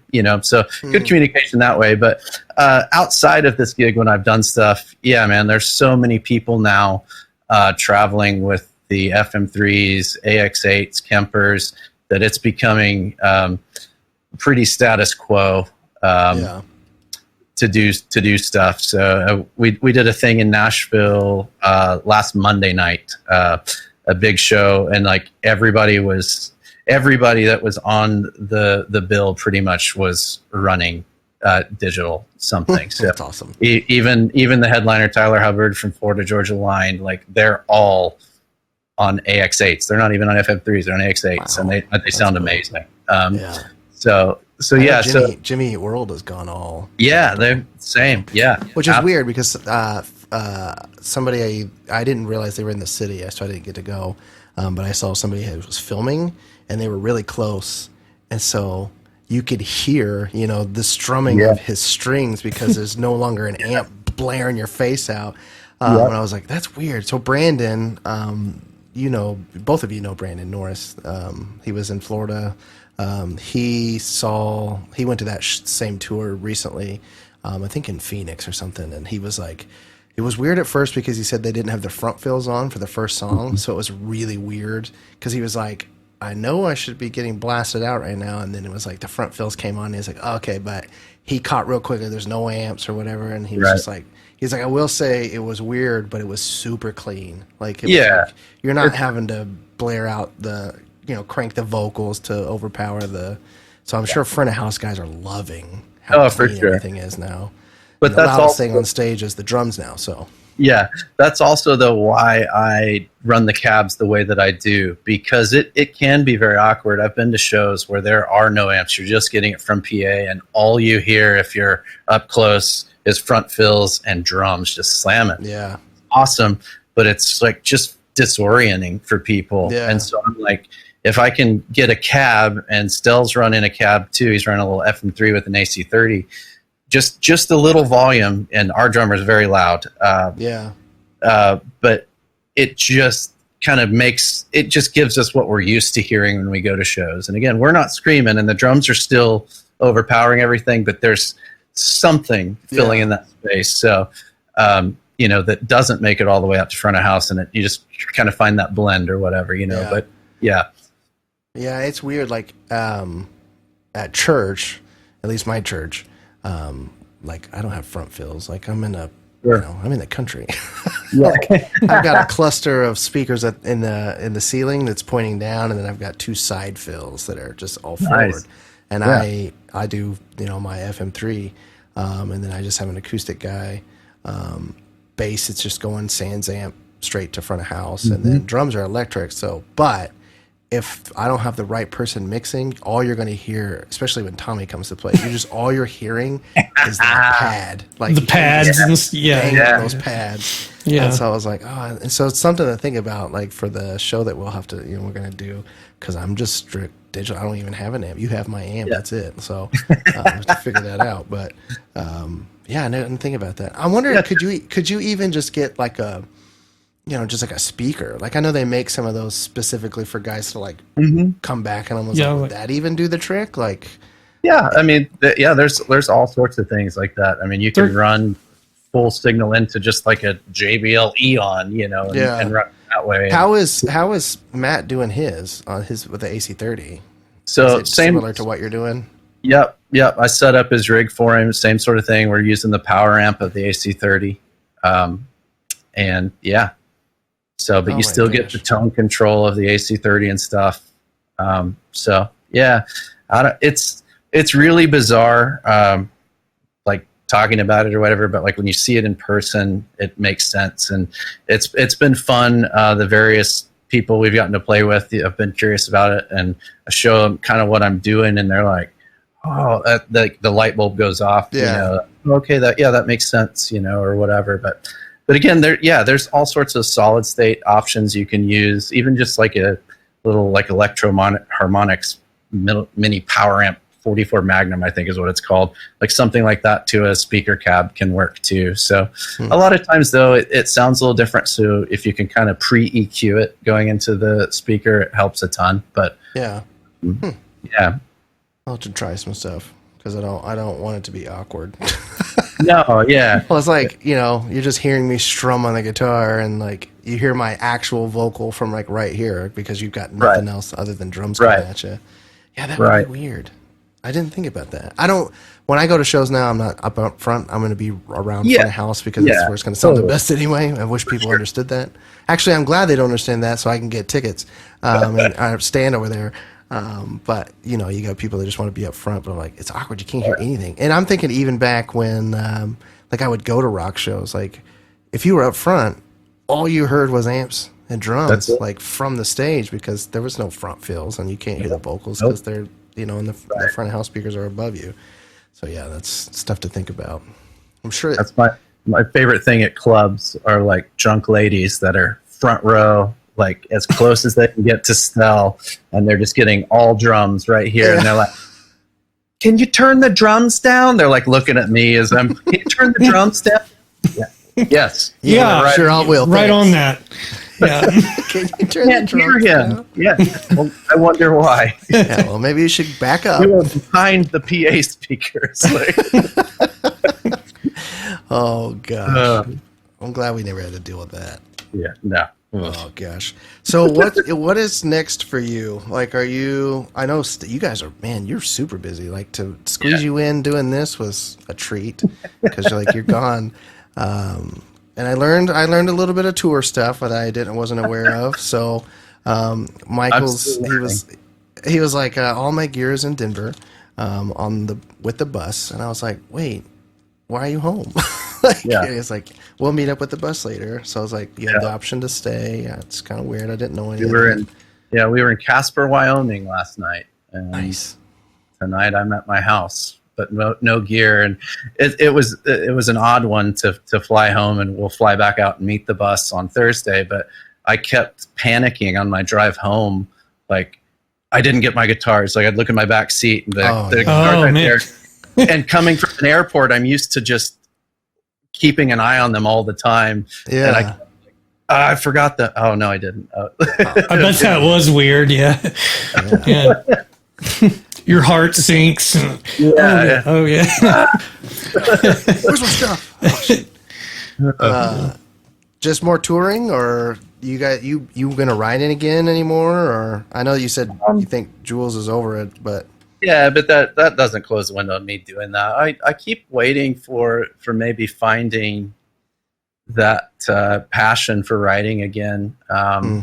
It just feels a lot like a chore, and so I don't know why. I don't have an answer for that. My mom wishes I would write more. She's like, you need to start writing some. I go, yeah, I know. Are both your parents in Nashville now, or just still just your mom? They're actually both in Branson, Missouri now. Oh, so, are they back together, or they got remarried? Awesome, man! I love that. Wild. That's so awesome. Yeah, that's so great. So your dad sold the business and stuff. Mm-hmm, he did. Yeah. Good. Yep. For those that don't know, Michael's dad owned a Goodyear shop in Oklahoma City, and I used to go get my oil change and all sorts of stuff there. Yeah. And then I moved, and then now he sold it. So good for them, though. That's awesome. Yeah, that's a rare thing. You don't hear that. It was an odd, rare thing, and so it took about a month in, and my mom started complaining, "Your dad drives me nuts," but there was no in the best. It's like, oh, that's this. That's cool. They're in Branson, though. That's cool. Yeah. I think with the songwriting, I mean, man, it took 15 years, maybe. Yeah. Well, if I don't know how to do the math on that, maybe 13 years. Because the last stuff that I was writing was the New York Summer stuff, and then we wrote. I bugged you for a couple of years about. I'm like, why aren't you writing? Whenever I came, left my hellhole marriage and finally got to talk to you again. I was like, dude, why are you not writing? And we just kept talking about it, and then finally got to make it happen. But it was. Yeah. I mean, it's weird. Like when you go, it's a little different, situations, but I was just done. Like I just was over it, and was like, why would I want to do that? And then, man, just sparked. It was like our Valentine's was coming up. It's 9 years this year, and I know I should have waited till next year, but I'm glad I didn't for 10. But I had a guitar idea that on my phone, and I was like, one day just sitting around, I was like, what are these? I have like a whole list of, it just says idea one, idea, like they're not named or anything. So I was just going through them, and I got to that part, and it's that intro, that ding, ding, that guitar. And I was like,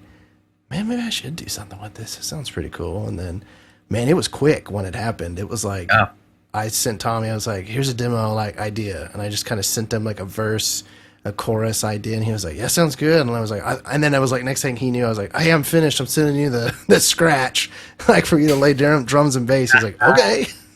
So it just kind of happened. Like I I mean, it took a while for me to write songs even back then. Like lyrically, like that whole song was in a day. Like I just sat there and kind of like wrote out the lyrics with that melody, sent him the scratch, and I think the next day or two he sent the drums and bass back to me, and then I was tracking guitars, and I mean we pumped that thing out quick, and then I was like, all right, I guess I'm back. Like I'm gonna do it again. So we got stuff in the works, but yeah, I mean it's tough. But you're also crazy busy. Like it's doing that kind of stuff. It's a little different. Like I mean I have a job to do music, but I don't do music every day. Like it's usually just, Thursday and Sunday, but so yeah, it's a little weird.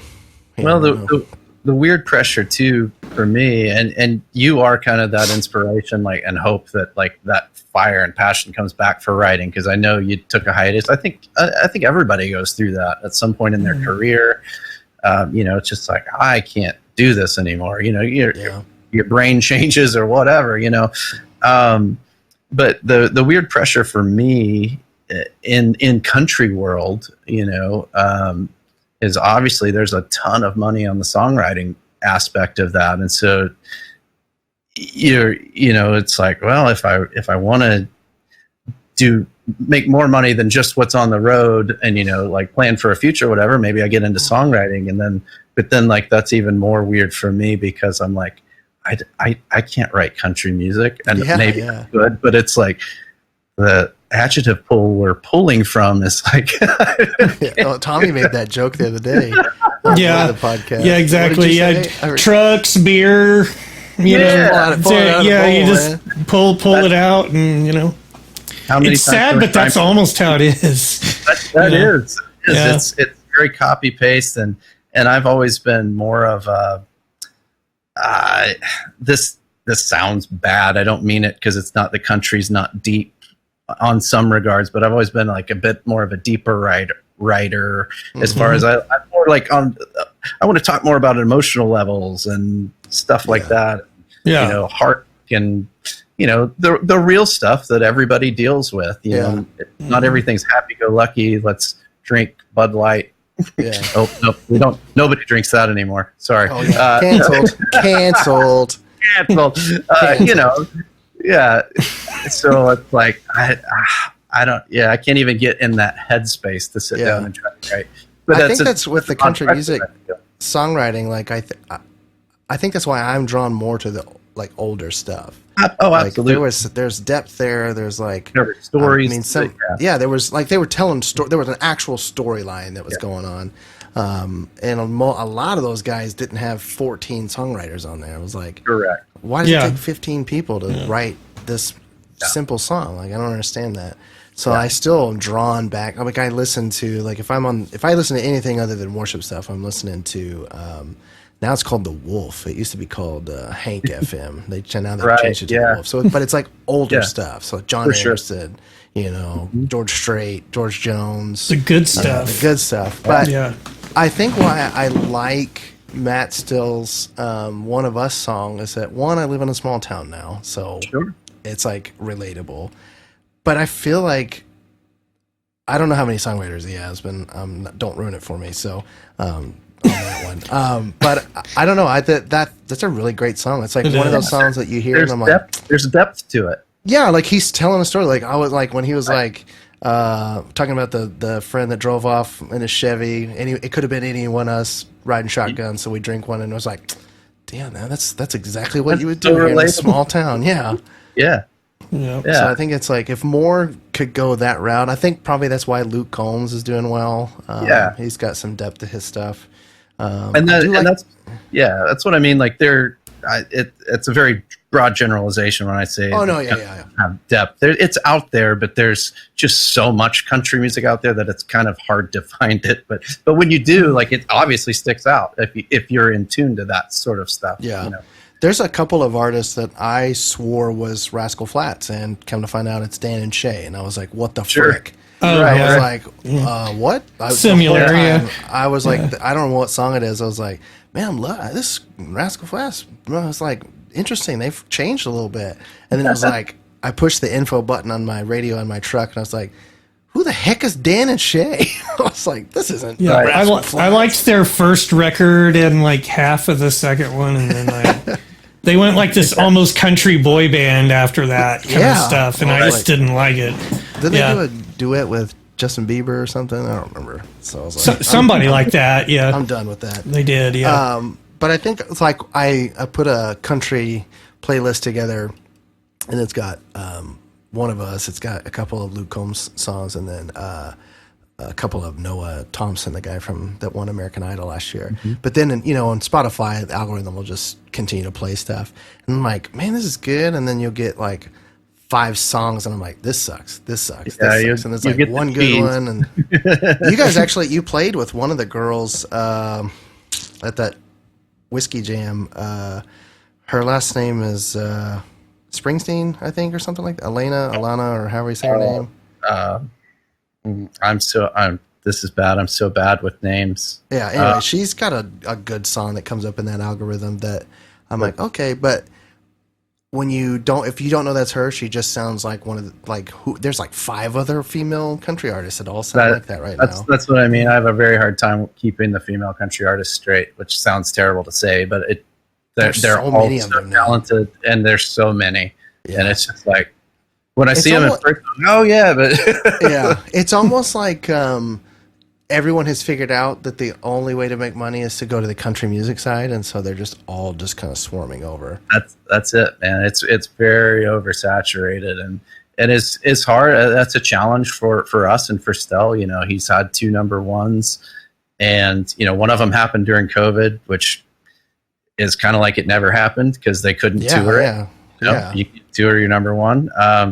So even just something as, last number one was 2020, and then, he's had a couple top 20s since then. But even just then, in that short amount of time, because of the influx, like there's times where people are like, who is Matt Stell? And it's like, he's the prayed for you guy. And it's like, oh yeah. But it just, it's crazy. And so many artists that have had more success or less success, but in that same kind of time frame, all deal with that just because of the massive influx of artists and songs and everybody coming over to, this is wild, and there's a small amount of people making money off of it, but Nickelback, he just is getting involved, on the country side there. He's touring with Hardy.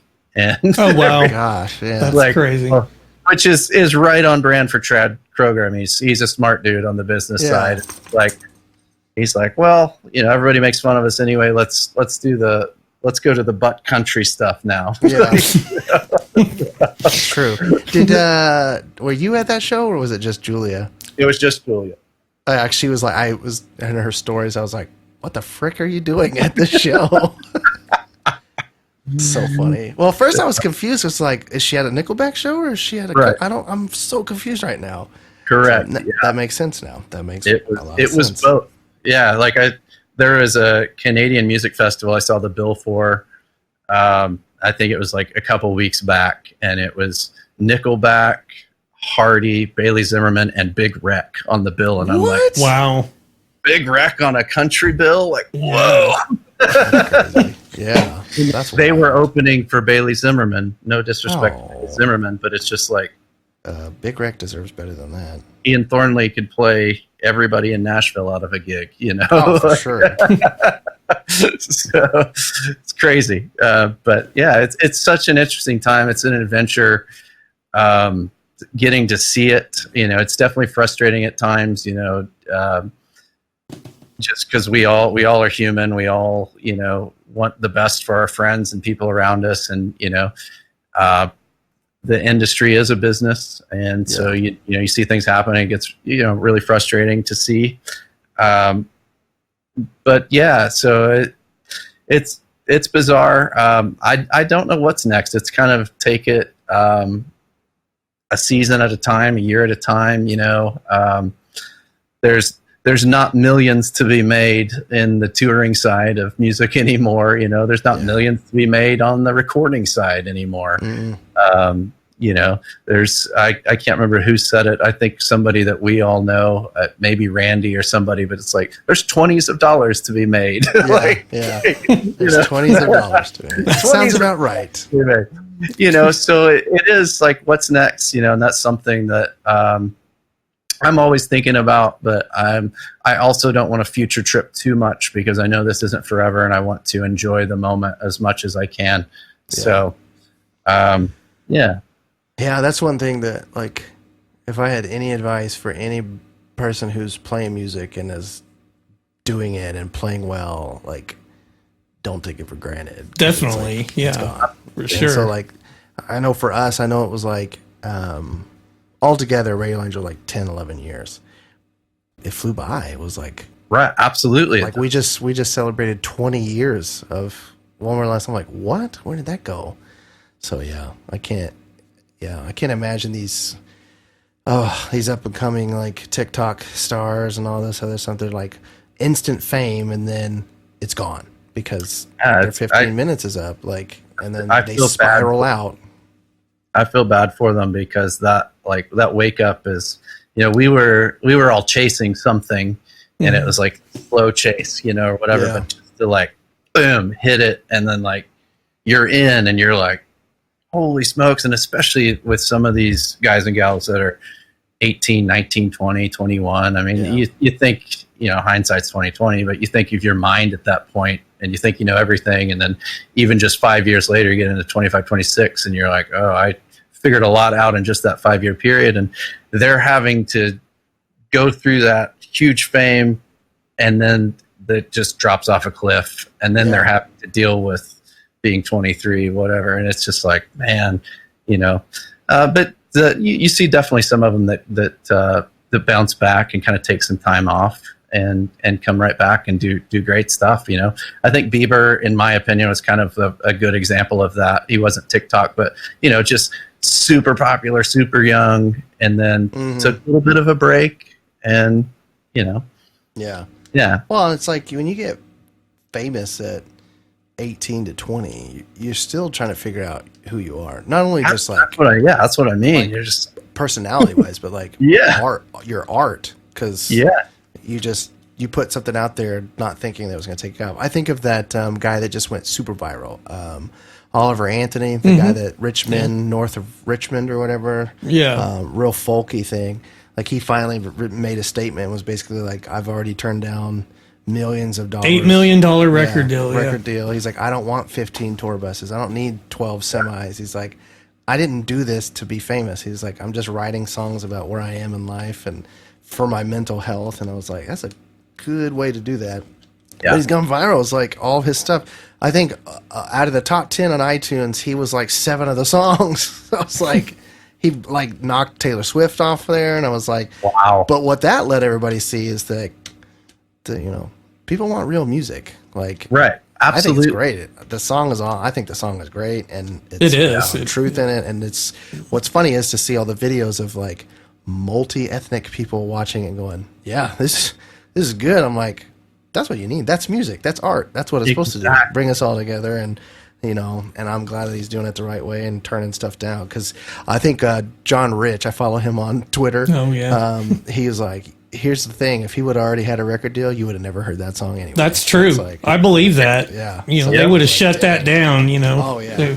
Yeah. So it's just the industry's weird and all this stuff. It's bizarre. I think they're realizing the mistake they've made though, because obviously greed has kind of taken over the art more so than coexisting with the art. But I think they're hopefully realizing kind of the mistakes they've made and that that they can still be greedy with actual music that is art and not just copy paste stuff. So hopefully they can right the ship and some more opportunities can come available for, you know, for the guys and gals that are very talented, but don't get the shot or don't have a rich uncle somewhere that can pay millions for marketing and stuff like that. I forgot that you did fly dates for somebody like that. So. It's fine. Yeah, we won't mention that name, but yeah, but the industry, yeah, nobody's going to turn down millions of dollars. Like, okay, yeah, you want to be famous, like that's sure, but what blew me away is like, I mean, obviously we know Taylor Swift. I found out she on average she makes $13 million a show after expenses. Like that's her bring home. Yeah. And then I found out Paramore, they were like their highest grossing show was at just recently in LA, and they made $1.3 million. I was like, what? Wow. I was like, that's the most money they've ever made at a show. I was like, I was like, I'm confused. Like, right. Paramore's pretty big. Like, they're playing some bigger shows, and like that was the biggest show they've ever gotten. I was like, wow, okay, that puts some things in perspective. It's a difference in pop and rock. Yeah, But I was like thinking Paramore's pretty big. You Yeah. would think they would make more than that, but man, that's wild to me. Like I said, $20s of dollars to be made. There are $20s of dollars. We definitely made $20s of dollars with RA for sure. I think we made more like tens of dollars. Yes. Maybe fives of dollars sometimes. Maybe, yeah. Oh, Yeah. gosh. Oh, man. Any final thoughts before we get out of here? Man, I'm excited for what you guys have coming down the pike. Congratulations on the latest release, but I think there's probably other stuff in the works too, and I'm excited to hear it. Yeah, there is. Awesome. Yeah, there's a whole release. Yeah, there's a whole other thing. We're re-releasing "Not Ready" as an EP with 3 other songs, unreleased songs. Yeah, yeah, and then we have probably 7 or 8 kind of demos for like a complete new record. So hopefully. Game plan is to have that out to coincide with the show, but we'll see. It's really going to depend on my voice, man. Like, I tracked vocals the other day, and I was like, frick. What? The show? I said I'm most excited about a potential show. Yeah. We want to do a few of them, but we'll see. We'll see what happens. We'll see how it pans out. Right. Still waiting to hear back on venue, so we'll see. That's why I haven't really said anything or released anything about it. It's coming. We'll see. Nate, just spill the beans. Sorry. No, it's fine. We're definitely planning to play a show, and maybe 2, maybe one in Kansas. And then I recently connected with a promoter via Facebook that we have done several shows with in Texas, and he's awesome. Let's figure something out in Texas. So that's great. Maybe do a Kansas, Oklahoma, Texas thing. Yeah, Texas was always a great market for you guys, and that was one of the things I noticed being a part of a couple shows in Texas is everybody just down there was so welcoming and loved you guys from all the stuff that you'd done down there. Yeah. Yeah. So any final thoughts? Tom, and by the way, my son calls Tommy Tom Bean. Like Tom I love it. Bean. BEAN. Yeah, Tom Bean. Tommy, he says Tom Bean. So like yesterday, Jared texted me something like it's T-Pizzle or I was like, actually, it's Tom Bean. Yeah. Yeah, I said, because anytime I'm like doing something on the website or whatever, and he sees our photos of me and Tommy, he's like, oh, Dada, Tom Bean. That's Uncle Tom Bean. Yeah. I just was thanks for hanging with this man and taking time, and it's cool to talk with you. Never got to play with you, unfortunately, but yeah, have fun out there, man. Well, thank you, and I will say real quick. Likewise, I never got to play with you as well, but always heard amazing stories. And there's one story that I shared today about you. My favorite story about you, and it involved Coca-Pelli's. Oh, yeah, I know what this is. Yeah. Dude, I really seen it for real. It like jumped on the hood and everything. Scared the crap out of me. That's at the point where it's like, all right, Tommy, time to pull over. Yeah, they were like, all right, Tommy, you're going to sleep now. Amazing. Well, the fact that you like literally dead stop just almost on I-40. In the desert, there's nobody nothing around. It's not okay. So, Coca-Colas. That's a great one. Yeah. Gosh. All right. Well, thanks for coming on, and if people are still listening, thanks for still listening. Yeah. We appreciate it, and we'll see you soon. All right.